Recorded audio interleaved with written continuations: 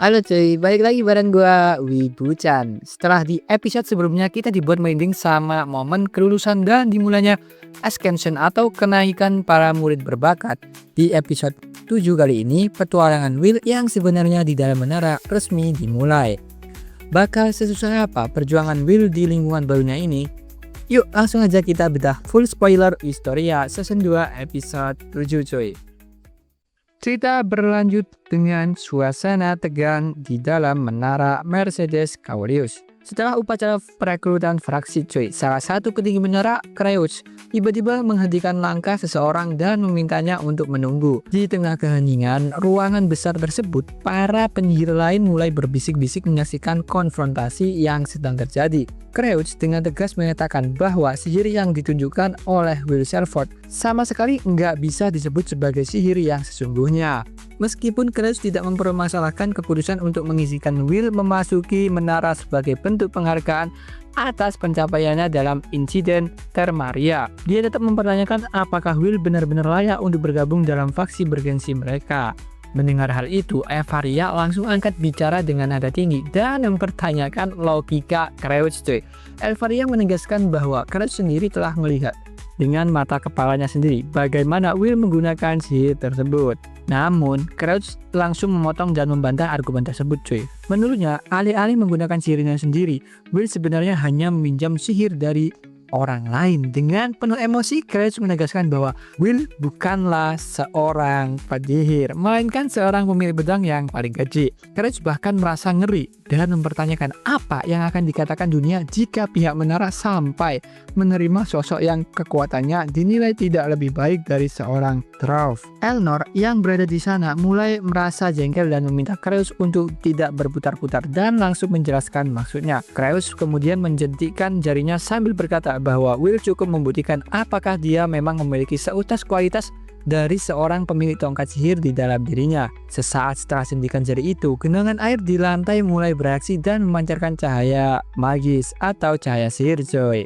Dari dalam genangan air tersebut, muncullah dua makhluk sihir berukuran besar yang langsung mengepung Will. Will terkejut melihat kemunculan mendadak kedua monster tersebut di hadapannya. Kreutz menjelaskan bahwa makhluk itu adalah Wars Ojes, sebuah makhluk sihir yang baru-baru ini dikembangkan khusus guna menekan para Dwarf cuy. Kreutz meminta semua orang untuk melihat dengan baik cara kerja makhluk tersebut. Saat Will mencoba menyerang, tubuh monster selam itu langsung melebur begitu terkena sihir. Tidak peduli berapa rendah tingkatan sihir yang digunakan. Sebaliknya, Kreutz menegaskan bahwa tubuh mereka yang mirip Swain tidak akan pernah bisa dihancurkan oleh orang yang tidak bisa menggunakan sihir. Will langsung melompat dan mencoba menembas monster tersebut dengan pedangnya. Namun tepasan fisiknya sama sekali nggak mempan dan langsung menembus tubuh kenyal makhluk itu cuy. Will menyadari bahwa serangan fisiknya telah sepenuhnya ditiadakan, persis seperti momen ketika dirinya harus berhadapan dengan Balkar dahulu. Melihat jalannya ujian tersebut, salah satu penyihir dari faksi lain bertanya-tanya bagaimana kelanjutannya. Magia vendor lainnya menilai bahwa perkataan Kreutz ada benarnya juga, sehingga mereka memutuskan untuk menonton saja jalannya pembuktian ini. Dia menambahkan bahwa menara adalah puncak dari dunia sihir, sehingga tidak ada alasan bagi seorang pedang yang tidak bisa memakai sihirnya sendiri untuk bisa memanjat hingga ke puncak. Di medan laga, Will terus berusaha menyerang meskipun merasa usahanya sia-sia. Karena monster itu terus beregenerasi, tidak peduli berapa kali pun dia menebasnya cuy. Will kemudian berpikir bahwa makhluk semacam ini pasti selalu memiliki sebuah inti di dalam tubuhnya, sehingga dia hanya perlu mencari dan menghancurkan inti tersebut. Namun Kreutz yang mengamati dari atas langsung meremehkan jalan pikiran Will yang dianggapnya sangat sempit cuy. Nah, saat Will menusukkan pedangnya untuk mengincar bagian inti, Kreutz berteriak agar Will jangan meremehkan menara. Kreutz mengungkapkan fakta bahwa jika di tubuh makhluk tersebut bisa dibuat lentur seperti slime, maka tidak ada alasan bagi inti mereka untuk tidak memiliki kelenturan yang sama. Benar saja, pedang Will hanya membuat inti tersebut bergeser elastis tanpa hancur sedikit pun cuy. Seketika itu juga, aliran mistik bertegangan tinggi menjalar dari tubuh monster melalui pedang Will. Will berteriak berteriak kesakitan akibat sengatan listrik yang tiba-tiba tersebut. Elnor yang melihatnya langsung menyadari bahwa monster itu memang sengaja dirancang menggunakan sengatan listrik untuk menekan para dwarf cuy. Dan dia mengumpat betapa licinnya taktik yang digunakan oleh Kraus cuy. Akibat serangan itu, Will langsung berlutut dan terengah-engah menahan rasa sakit. Melihat kondisi Will yang semakin terdesak, teman-temannya yang menonton dari pinggir mulai panik. Mereka sadar bahwa keadaan sama sekali nggak tampak bagus bagi Will, dan jika terus begini, Will bisa berada dalam bahaya besar. Mereka menyadari bahwa agar bisa membantu Will, mereka juga harus segera menjadi high mage.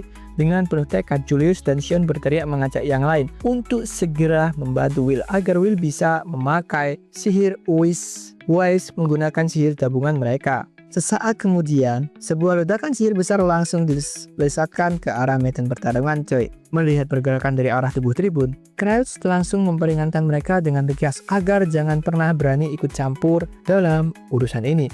Sambil membenarkan posisi kacamata dan mengangkat tongkat sihirnya, Kraus menegaskan bahwa momen ini bukan lagi sebuah audisi bagi para lulusan baru, melainkan sebuah pengujian mata untuk menilai kekuatan elemen asing yang dimiliki oleh Will Salford coy. Ledakan sihir gabungan yang didesatkan oleh Julius dan Sion tadi ternyata langsung dihadang dan ditelan mentah-mentah oleh sihir pembatas berbentuk monster milik Kraus coy. Di area tribun, para penonton pun mulai berbisik-bisik melihat situasi yang semakin tidak terkendali ini. Kejadian tersebut membuat Julius benar-benar frustasi hingga memukul pembatas tribun dengan sangat keras. Julius sangat tidak terima dan murka karena merasa pertarungan ini seharusnya tidak berakhir dengan cara yang tidak adil seperti ini coy. Sihir pembatas milik Kraus kemudian bertransformasi kembali membentuk rahang monster raksasa yang siap menerkam Will dari atas. Namun dengan ketangkasan fisiknya, Will berhasil melompat mundur dan menghindari gigitan maut tersebut tepat waktu. Tidak berhenti di situ, monster tersebut langsung meledak dan memancarkan gelombang sihir yang sangat kuat ke segala arah. Ledakan itu memantalkan tubuh Will hingga tersungkur di lantai koridor menara. Meski tubuhnya sudah babak belur dipenuhi luka, Will menolak untuk menyerah. Sambil berteduh pada gedangnya dan berusaha bangkit kembali, Will menegaskan dalam hatinya bahwa dia tidak akan pernah menyerah sedikitpun dalam menghadapi ujian ini. Sayangnya, Kraus yang melihat kegigihan Will justru merasa muak sama si Will cuy. Menurut dia, melanjutkan pertarungan ini lebih dari sekarang hanyalah membuang-buang waktu saja. Sesuai dengan dugaan awalnya sejak awal, Kraus menilai bahwa Will memang sama sekali tidak layak untuk berada di menara ini cuy. Kraus dengan angkuh memuji bahwa kekuatan dari Wish yang mampu menembangkan Defender atau Iblis memang sangat mengerikan. Namun ia merasa akan jauh lebih baik bagi Will untuk tetap menjadi penyihir tanpa warna dan menjadi anggota dengan tingkat terendah di Upper Academy. Dengan senyum licik yang penuh kepuasan, Kraus mengajak pihak menara lainnya untuk membongkar hal misterius yang tidak dikenal dari dalam tubuh Will dan memanfaatkan seluruh kekuatannya demi kebaikan dunia sihir. Mendengar rencana busuk itu, salah satu penyihir berambut pirang di atas tribun langsung menyindir Kraus mengatakan bahwa ternyata Kraus hanya melihat Will sebagai kelinci percobaan belaka. Penyihir pirang itu melanjutkan argumennya bahwa selama misteri elemen kelima belum terbongkar dan bisa dimanfaatkan, maka tidak penting baginya pihak mana yang akan memiliki kekuatan tersebut. Pernyataan itu langsung memancing kemarahan dari Elfaria yang menatap tajam ke arah mereka. Melihat reaksi Elfaria, sang penyihir pirang justru mengejeknya dengan santai, meminta Elfaria untuk tidak mudah marah seperti anak manja. Waduh, gawat sih ini. Elfaria yang sudah tidak bisa menahan emosinya kemudian menegaskan dengan nada tinggi bahwa situasi ini sudah sangat berbeda dari apa yang dia dengar sebelumnya dari Kraus.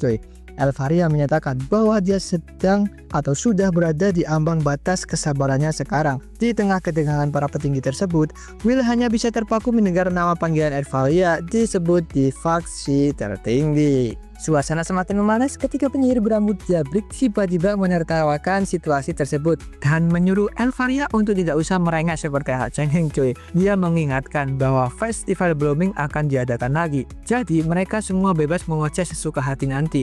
Hal ini membuat Will terkejut karena jadwal festival yang berubah. Penyihir wanita bertopi penyihir besar kemudian menjelaskan bahwa menurut tradisi festival selanjutnya seharusnya baru diadakan 6 bulan lagi. Namun akibat dari kebanyakan korban yang berjatuhan dalam insiden Terminalia, setiap faksi saat ini sedang sangat membutuhkan penyihir baru sebagai penggantinya. Itu sebabnya tahun ini dibuat sebuah pengecualian di mana festival Second Bloom akan langsung digelar dalam pekan mendatang. Dia menambahkan bahwa mereka semua yang ada di sana merupakan generasi yang sudah melewati masa tersulit, telah mengalami tragedi besar, dan memiliki potensi jauh lebih tinggi untuk tumbuh dibandingkan orang lain yang ada di dunia sihir saat ini, coy. Oleh karena itu, Dudia dan Menara memiliki harapan yang sangat tinggi kepada mereka semua. Bagi para lulusan yang hari ini tidak mendapat berkah atau gagal terpilih, mereka semua diberikan kesempatan emas untuk kembali tampil pada festival lanjutan pekan depan. Dia bahkan memotivasi bahwa sangat aneh jika ada penyihir yang tidak berusaha keras sampai muntah darah demi kesempatan ini, termasuk juga bagi Will Selford. Nah, mendengar penjelasan tersebut, Kraus memastikan kepada pihak Upper Academy dan Magia Vendor bahwa mereka tidak keberatan dengan keputusan ini, sebab satu-satunya aturan mutlak di menara adalah menunjukkan kelayakan diri.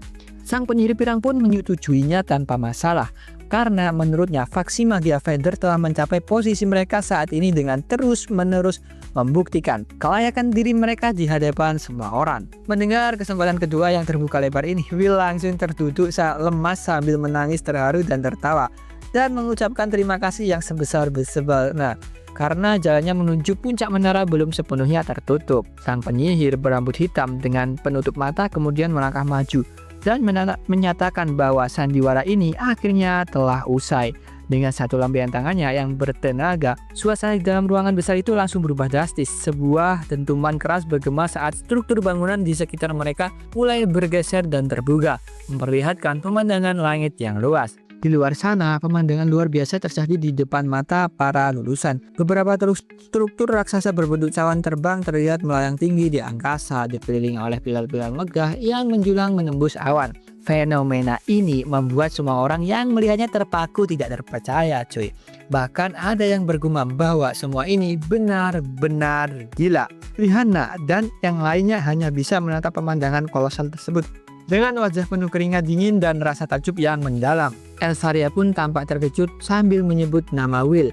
Sementara para petinggi lainnya mulai beranjak pergi karena merasa sudah terlalu banyak membuang-buang waktu di tempat tersebut. Salah satu dari mereka bahkan berseloroh bahwa ia hanya bisa mengelus dada melihat situasi yang baru saja terjadi. Di sisi lain, para lulusan seperti Sion, Wignall, dan Colette terlihat masih berlutut di atas lingkaran sihir, mencoba mencerna pengumuman tentang adanya tes ulang dalam waktu 1 minggu ke depan.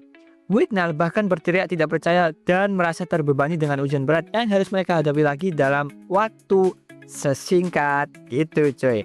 Di tengah kelelahan itu, Will Selford justru tergeletak lemah di lantai sambil tertawa kecil, yang membuat Wignall bingung dan bertanya apakah Will sedang menangis. Dengan wajah penuh kebahagiaan, Will menjawab bahwa ia tidak menangis, melainkan merasa situasi ini sangat lucu. Bagi Will, setiap kali ia merasa sudah berhasil meraih sesuatu, ia selalu dibuat tersungkur kembali oleh kenyataan. Segala penderitaan dan kesulitan yang ia lalui seolah selalu berakhir dengan tantangan baru yang menjatuhkannya tepat saat ia merasa sudah hampir sampai. Will kemudian mengepalkan tangannya dengan sangat erat, teringat akan suara-suara di masa lalunya yang mengatakan bahwa ia tidak memiliki warna dan sihir adalah segalanya. Ia teringat pesan bahwa orang yang tidak bisa mengubah dirinya sendiri tidak akan pernah bisa mengubah apapun, dan sebuah mantra tunggal bisa membawa harapan bagi semua orang. Dengan semangat yang berkobar kembali, Will bangkit dan berteriak mantap bahwa ia pasti bisa menghadapi semua ini. Nggak peduli harus berapa kali pun ia mencoba untuk membuktikannya, coy. Sementara itu, di lorong menara yang megah, faksi petir sedang berjalan meninggalkan ruangan. Guilford, sang ajudan faksi petir, mendekati pimpinannya yang bernama Zeo Rainboard. Guilford mengaku sangat terkejut dengan keputusan Zeo. Ia bertanya mengapa Zeo sama sekali nggak tertarik untuk memberikan berkah kepada Will Selford. Padahal Guilford mengira Zeo menyukai tipe orang yang gigih seperti Will, coy. Mendengar pertanyaan itu, Zeo dengan gaya santainya yang terlihat sedikit liar justru balik bertanya apakah Guilford masih belum memahaminya. Sambil menyeringai lebar dan memperlihatkan taringnya, Zeo menyatakan bahwa orang-orang yang merangkak naik dari dasar itu memang sangat menarik, coy. Bagi dia, keberhasilan seseorang untuk bangkit kembali setelah jatuh adalah bukti nyata bahwa mereka memang memiliki kekuatan yang sesungguhnya. Shio tampaknya sengaja membiarkan Will berjuang lebih keras lagi untuk melihat sejauh mana pedang itu bisa membuktikan kelayakannya di dunia para penyihir. Nah, itu video spoiler dari gua Wibu-chan. Gua Wibu-chan, pamit undur diri. Stay wibu, stay happy, arigato, and see you. Kuinasan.